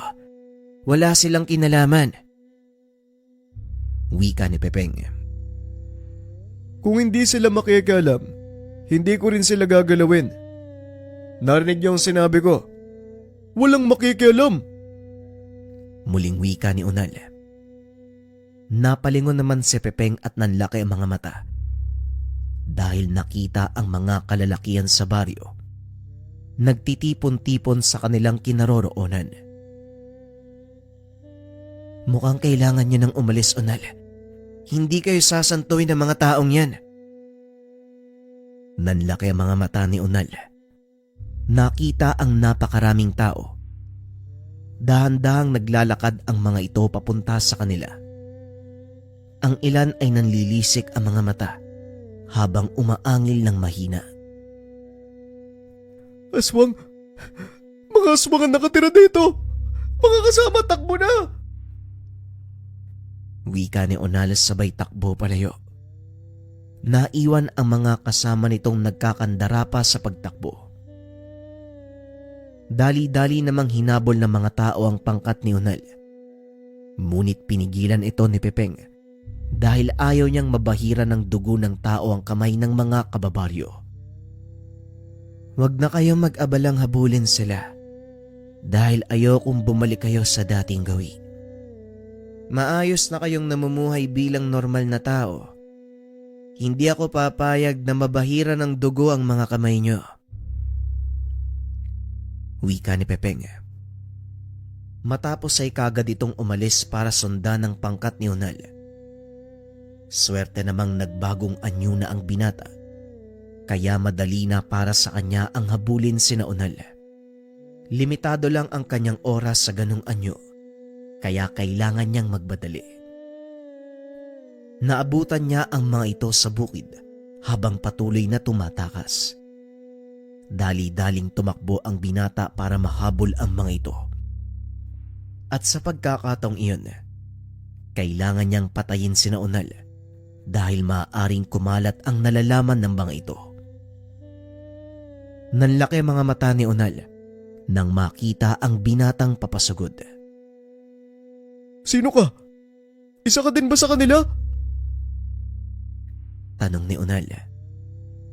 Sinubukan nitong gamitin ang kanyang basag mutya. Ngunit hindi ito gumana kay Pepeng. Hindi nagsasalita ang binata. Sinugod nito ang mga kalalakian. Isa-isang pinagpapapatay. Hanggang si Unal na lang ang naiwan. Parang awa mo na. Huwag mo akong papatayin. Hindi ko naman sinasadyang mapunta sa baryo niyo eh. Pangako hindi ako magsasalita. Wala akong pagsasabihan ng mga nalaman ko. Wika ni Unal. Sa pagkakataong iyon, pinalampas ito ni Pepeng. Sa ngayon papalampasin kita. Pero sa oras na galawin mo ang mga taga-baryo, hindi kita papatawarin. Wika ni Pepeng. Sa maayos na anyo nito. Naglakad siya palayo at dali-daling umalis si Unal. Bumalik si Pepeng sa baryo. Kinumusta ang lagay ni Tonton. Nakahinga ng maluwag ang binata nang makitang nasa maayos na kalagayan ang kaibigan. Anong nangyari sa mga lalaking sumugod dito? Tanong ni Aling Lloyda. Isa sa kanilang binigyan ko ng pagkakataon dahil nagmakaawa ito. Pero sisiguraduhin ko na hindi na siya makakabanggulo pa. Tugon ni Pepeng. Kinabukasan, maaga itong umalis para pumunta sa bayan. May trabaho pang nag-aantay sa binata. Iniwan niya muna sa baryo si Tonton. Nakita nito ang napakaraming taong nakikiusyoso sa mga namatay na kasama ni Unal. Nagpatuloy ito sa paglalakad hanggang sa marating ang bukid na pinagtatrabahuan. Matapos magtrabaho ay kagad itong bumalik sa baryo. Habang nasa daan, nakasalubong nito ang isang pamilyar na tao. Tignan mo nga naman, ang mahal kong pamangkin. Hindi ko akalaing makikita kita sa ganitong kalagayan. Bakit kasi hindi ka nalang bumalik sa baryo at mamuhay kagaya noon? Wika ng lalaki. Namumuhay kami ng payapa at hindi namin kailangan pang bumalik sa dati. Ayaw naming balikan ng mga nakaugalian. Kaya hanggat maaari, umalis ka na. Wika ni Pepeng Kuba.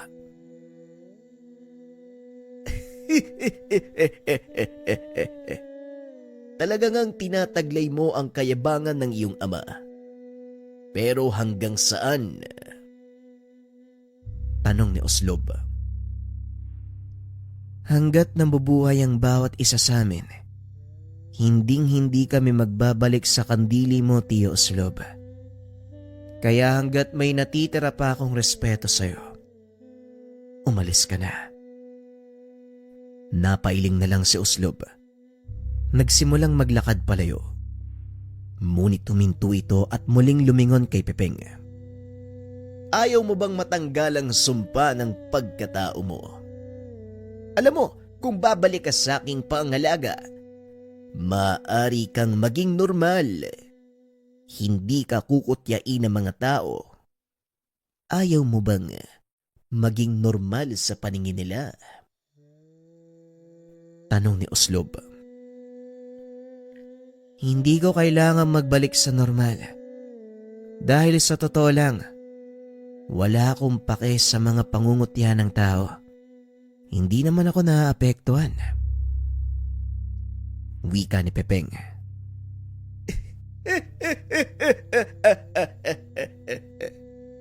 Ikaw ang bahala. Ngunit kapag nagbago ang iyong isipan, alam mo kung saan ako matatagpuan. Muling wika ni Oslob. Kagad siyang naglakad palayo. Tumuloy na rin sa pagpunta sa baryo si Pepeng. Pagkarating doon, kinausap nito ang kanyang ina. Mapanganib ang binabalak ni Oslob. Hindi ko alam kung kailan siya sasalakay. Hanggang ngayon, matindi pa rin ang pagnanais niyang lipunin ang ating mga kasamahan. Kung nabubuhay lang sana ang iyong ama. Wika ni Aling Loida. Huwag po kayo mag-alala, Nay. Dahil alam kong malaki ang tiwala sa akin ni Tatay. Kaya niya ipinamana sa akin ang bertud. At isa pa, ipinangako ko sa kanya na hindi ko tatalikuran ang pamilya natin. Tugon ng binata. Muling sumagi sa isipan nito ang alaala ng ama. Ito ang nagturo ng lahat ng kaalaman niya sa pakikipaglaban. Hindi tinignan ng ama ang kapansanan nito. Itinuring niyang normal si Pepeng. Bagaman nahihirapan sa pinagdaanang pagsasanay, ni minsan ay hindi nito naisipang sumuko. Balik tayo sa nakaraan. Palagi mong tatandaan, Pepeng. Hindi ka bawasan sa pagkatao mo ang kapansanan. Oo, may kakulangan ka, pero hindi ibig sabihin wala kang karapatang mamuhay. Ito ang mga katagang palaging pinapaalala sa kanya ng ama. Isinabuhay ito ni Pepeng. Naging batayan ng kanyang prinsipyo. Matapos ang pag-uusap nila ni Aling Loida, kagad nagpahinga ang binata. Sinilip sa kwarto si Tonton, na noon ay patuloy pa ring nagpapagaling. Bagaman hindi ito halata sa katawan ng binata, malaking pinsala ang natamo nito nang bugbugin siya ng pangkat ni Onal. Pasensya ka na, kaibigan. Ikaw ang napagbalingan ng galit nila sa akin. Pero huwag kang mag-alala dahil naiganti na kita. Hindi na babalik uli si Onal. At gaya ng ipinangako ko sa'yo, wala nang mang-aapi sa mga kagaya mo. Wika ni Pepeng. Kinakausap nito ang kaibigan kahit walang malay. Naiga ang binata sa kanyang kama habang iniisip ang mga susunod na mangyayari. Lalo pat may banta ng pagsalakay mula naman kay Oslob. Hindi na malaya ng binata, unti-unti na siyang nakakatulog. Hanggang sa magising na lang ito kinabukasan dahil sa ingay na nagmumula sa labas ng kanilang tahanan. Nakasilip si Pepeng sa bintana. Nakitang nagkakasayahan ang mga tao. Dali-dali itong lumabas. Napansin na ang pinagtatawanan ng mga ito ay si Tonton. Nakikipagbiroan ng kaibigan sa ilang mga kalalakihan sa pamamagitan ng pagkwento ng mga nakakatawa nitong karanasan. Mabuti naman at gising ka na, anak. Eto, inumin mo ang mainit na kape nang magising naman niyang diwa mo. Wika ni Aling Loida. Mabuti na lang at nagising na si Tonton. Kinabahan talaga ako sa kanya. Ang buong akala ko, hindi na siya makakabalik pa. Wika ni Pepeng. Malakas ang pangangatawa ng binatang yan, kaya alam kong magagawa niyang makaligtas. O siya, maiwan ko na muna kayo dito ha. Kailangan ko magluto ng ulam para sa agahan.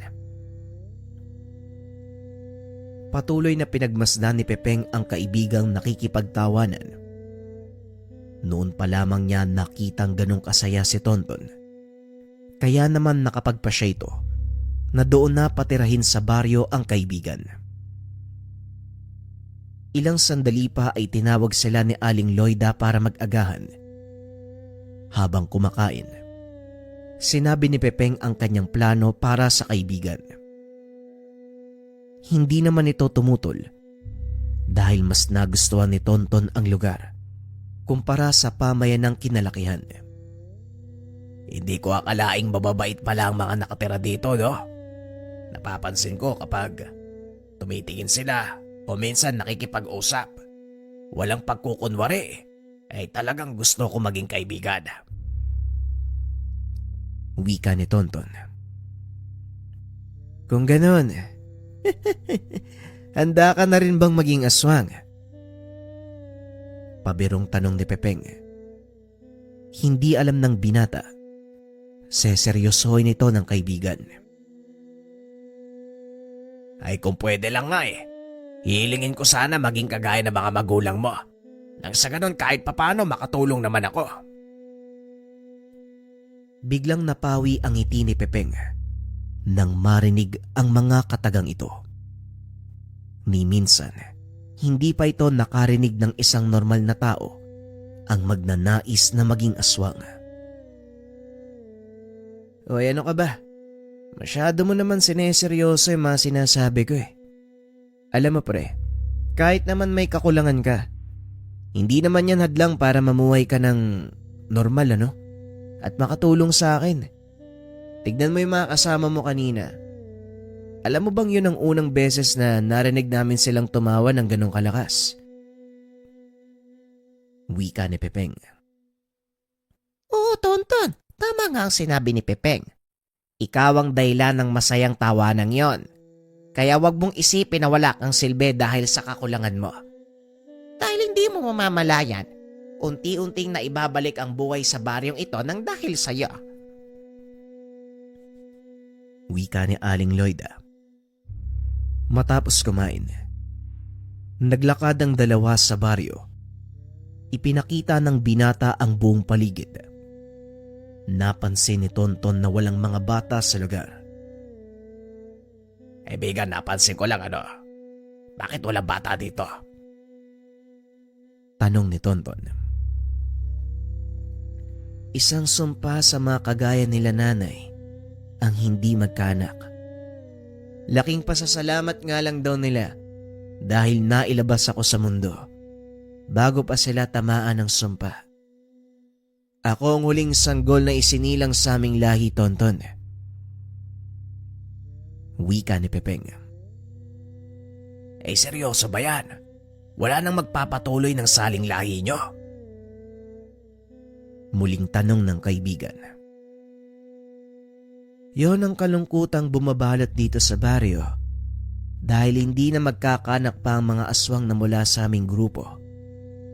Dahil din dito, nakapagpasya kami na hindi na ituloy ang aming lahi. Lalo na't kung pasakit lang din ang pagdadaanan ng mga susunod sa amin. Biglang napaisip si Tonton sa sinabi ng kaibigan. Napagtanto nito na kung malungkot ang kanyang buhay, mas malungkot pala ang mga tao sa baryong iyon. Wala nang magpapatuloy ng kanilang angkan. Bigla na lang silang maglalaho sa mundo. Wala ni isa ang mabubuhay upang ituloy ang kanilang kasaysayan. Matapos ang pag-ikot, nagpasya ang dalawang pumunta ng bayan upang bumili ng mga kakailanganin. Plano din ng dalawa na maghanap ng trabaho. Kaso nga lang wala silang natagpuan. Ay, ano ba yan oh? Napakamalas naman ang araw na to. Tara, balik na lang tayo sa baryo. Nakuha naman na natin yung lahat ng kailangan, di ba? Wika ni Pepeng. Habang naglalakad, napansin ng dalawa si Unal. nakikipag-usap sa ilang kalalakian. Namataan din ito ang dalawang binata kaya dali-daling umalis. Naiwan sa mesa ang mga kausap nito. Pagdaan nila Pepeng sa lugar, pinagtinginan sila ng mga tao. Sanay ang mga ito sa ganong kabigat na titig dahil sa kanilang panlabas na anyo. Ngunit hindi pa man sila nakakalayo. Tumayo ang dalawang kalalakihan at sinundan sila. Ton, sinundan tayo ng dalawang lalaking kausap ni Unal kanina. Wika ni Pepeng.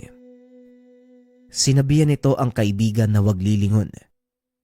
Hayaan lang silang nakasunod para malaman ang totoo nilang pakay. Nang malapit na sila sa baryo, nilingon ni Pepeng ang dalawa at tinanong, "Anong kailangan nyo? Bakit kayo nakasunod sa amin?" Tanong ni Pepeng. Wala naman. Napagutusan lang kami ni Amo. Tugon ng lalaki. Naglabas siya ng patalim. Sinabihan ni Pepeng ang kaibigan na mauna nang umalis. Dali-dali namang naglakad sa lugar si Tonton. Nang makarating sa baryo ay kinausap nito si Aling Loida para ipaalam ang nangyayari sa anak. Samantalang si Pepeng naman ay nakikipagbununa sa dalawang kalalakihan. Malakas ang mga ito. Ang isa sa kanila may kakayahang gumamit na madasal pang kumbate. Ngunit kahit pinagtutulungan ito ng dalawang marunong sa lihim na karunungan, hindi naman nagpatinag ang binata. Nakipagsabayan ang tanga nitong mutya ng kadlum sa mga kumbateng ibinabato sa kanya ng mga kalaban, habang ang mga kamao nito nakikipagdikdikan sa isa pang kaaway. Hanggang sa tuluyan silang mapasuko ni Pepeng. Dali-daling tumakbo ang mga ito. Ngunit lingid sa kaalaman ng binata na ang dalawang lalaking iyon panglito para sa totoong kaganapan. Matapos ang pakikipaglaban, nagpatuloy sa paglalakad ang binata. Ngunit sa hindi kalayuan, natanaw nito ang ilang kalalakihang papasok naman sa baryo ng kanyang ina. Dinig mula sa kanyang kinakatayuan ang sigaw ng mga kababaryo. Isa-isa silang pinagkukuha at dinala sa kalagitnaan ng baryo. Nagmadali si Pepeng para makarating sa lugar. Laking gulat nito nang matanaw sina Uslob kasama si Unal. "Walang iya ka. Anong ginagawa mo dito? Ang lakas ng loob mong sirain ang pangakong binitawan mo." Wika ni Pepeng habang nakatitig kay Unal. Pasensya ka na ha. Nakahanap ako ng malakas na kakampi. Akalain mo yun. Chowin mo pala. Tugon ni Unal. "Tiyo Slob, bakit ayaw mo kaming tigilan? Hindi pa ba sapat sa'yo na iniwan namin ang lahat-lahat? Kulang pa ba ang sinakripisyong buhay ng aking ama?" Tanong ni Pepeng. Kulang pa ang buhay niyong lahat para tubusin ng kasalanan ng iisang tao sa kanyang sala kung hindi nagtraidor ang iyong ama. Hanggang sa ngayon, buhay pa din sana ang tatay ko. Tugon ni Uslob. "Hindi nagtraidor ang aking ama. Ginusto niya lang makalaya sa pangaalipin ng mga aswang. Ikaw kung tutusin, ang iyong ama ang traidor. Dahil itinuring kayong totoong dugo ng tatay ko, pero anong ginawa niyo? Pinapatay niyo siya sa isang Bertudes." Wika ni Pepeng. Unti-unti nang lumilitaw ang katotohanan tungkol sa nangyari sa angkan ni Pepeng. Nakikinig lang ng mga sandaling iyon si Tonton dahil alam niya wala siyang magagawa sa pangkat na kaharap ni Pepeng. Ngunit nang makita nito si Unal, Biglang nagbago ang reaksyon ng mukha ni Tonton. Tignan mo nga naman. Nandito pala si Putol. O bakit ganyan ka makatingin? Tanong ni Unal.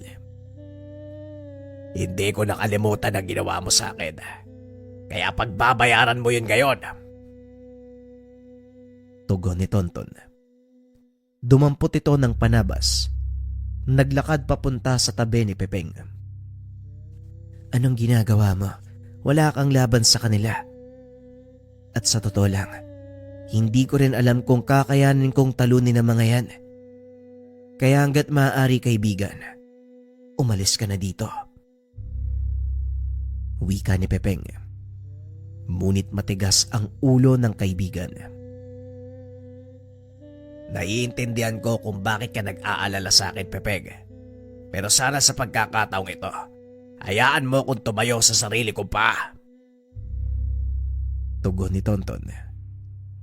Napagtanto ni Pepeng na tila minamaliit niya na ang kakayahan ng kaibigan dahil sa kapansanan nito. Kaya naman hinayaan niya itong makipaglaban. Sa palagay ko tama ka, Tonton.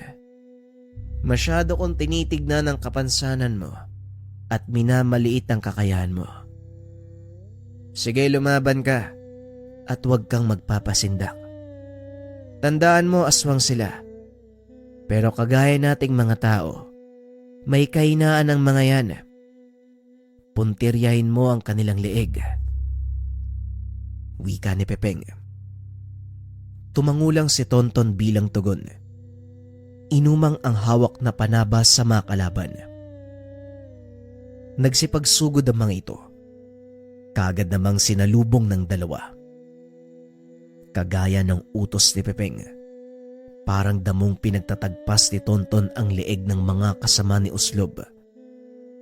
Nanggagalaiti naman ito sa galit dahil hindi nila matanggap na ang taong may kapansanan ang kanilang mga kalaban, ngunit nagagawa silang pantayan. Kagad na ring lumusob si Uslob. Pinuntirya nito si Tonton, na noon ay libang na libang sa pagpatay ng mga aswang. Ngunit hinarang ito ni Unal. Ako nang bala sa isang yan. Hayaan mo muna siya maglaro. Wika nito. Kagad naglakad papunta kay Pepeng si Uslob. Isang malakas na tadyak ang ibinigay nito. Tumilapon ang binata at kaagad ding tumayo. Napatingin ito sa kalangitan. Napagtantong unti-unti nang dumidilim. Sa isip-isip ni Pepeng ng mga sandaling iyon, kailangan niyang matagalan ang laban na yun hanggang sa sumapit na ang 6:00 ng gabi. Hindi ka mananalo laban sa akin sa ganyang antas, Pepeng. Wala pang aswang na may matinong pangangatawan ng humamon sa akin. Kaya natutuwa ako sa iyo. Dahil ikaw ang kauna-unahang kuba ang nagamon sa akin sa laban. Anong pinagmamalaki mo? At higit sa lahat, anong pinaglalaban mo? Wika ni Uslob habang naglalakad papalapit kay Pepeng, na noon ay pilit na itinatayo ang sarili. Iisa lang ang pinaglalaban ko, Tiyo Uslob. Ipagtanggol ang baryong binuo ng aking ama. Ayaw na nila sa dating buhay, kaya hayaan mo silang mamuhay sa gusto nilang paraan. Wika ni Pepeng.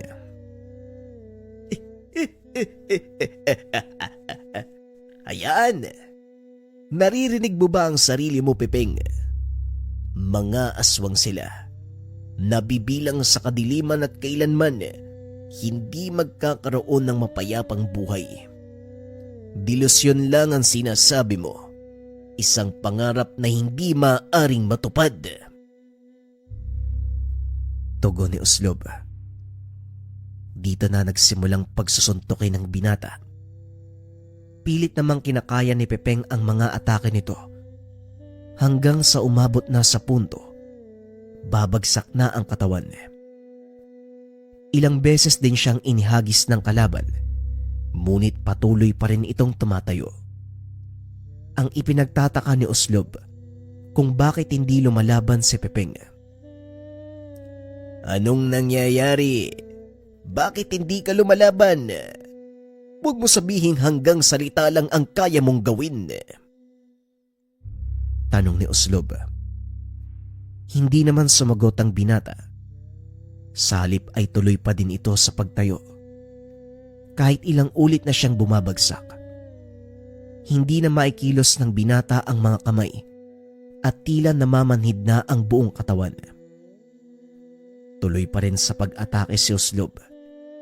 Ipinakita nito ang totoong intensyon at iyon ay ang patayin si Pepeng. Sa kabilang banda naman, halos naubos na ni Tonton ang mga aswang. Nagtamo din ito ng pinsala. Ngunit kagaya ni Pepeng na natili itong nakatayo, patuloy na lumalaban hanggang sa magharap na sila ni Unal.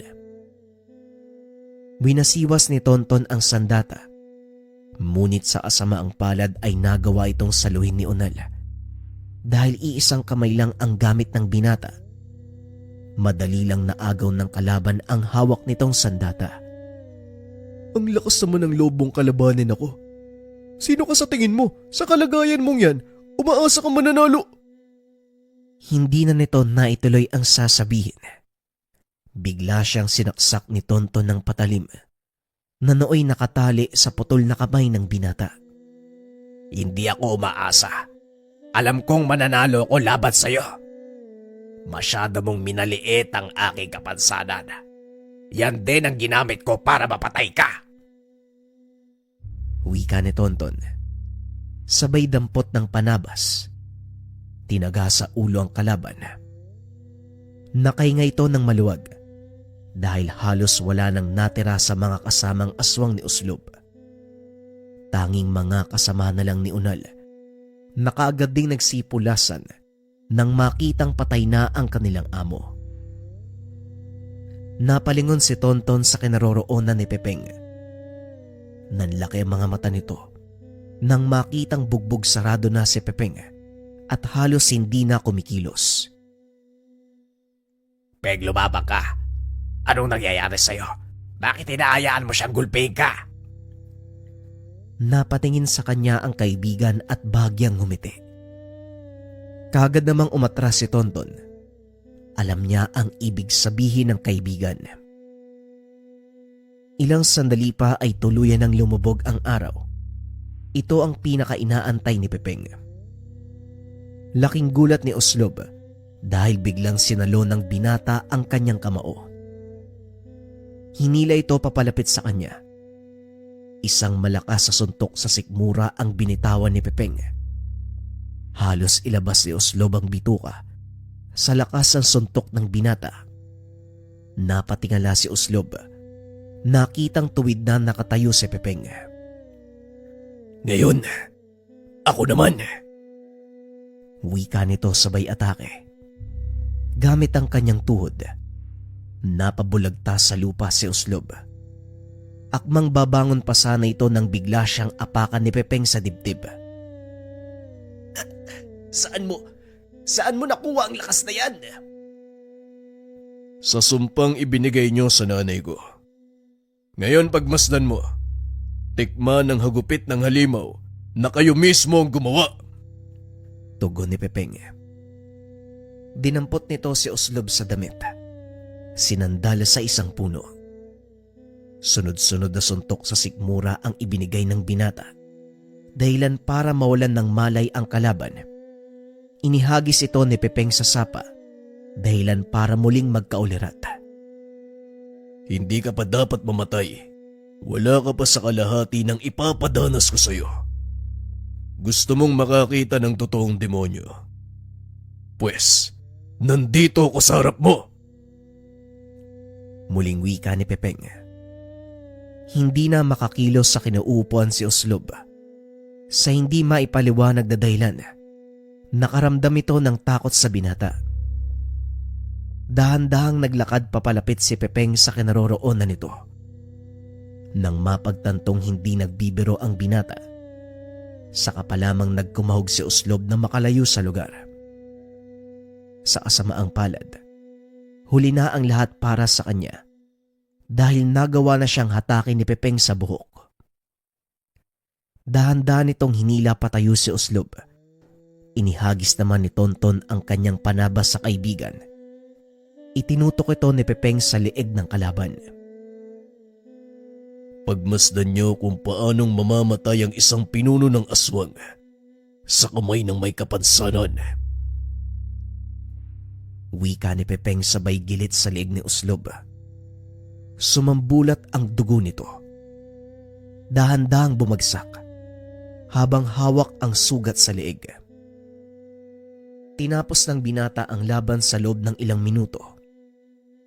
Nang mga sandaling iyon, paparating na si Aling Loida at ang ilan pang mga kabaryo. Nagsigawan ang mga ito nang makitang wala ng buhay si Uslob. Nagpasya si Pepeng na dalhin ang bangkay nito pabalik sa kanilang lungga para magsilbing aral sa lahat.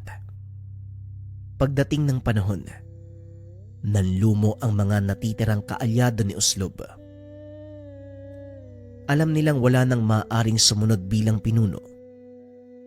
Kagaya nila Pepeng, tuluyan na ding naputol ang saling lahi ni Uslob. Wala na ang kinikilalang pinuno. Nagsipagkalat ang mga aswang at namuhay ng kanya-kanya. Ang ilan sa mga ito, piniling sumanib kina Pepeng.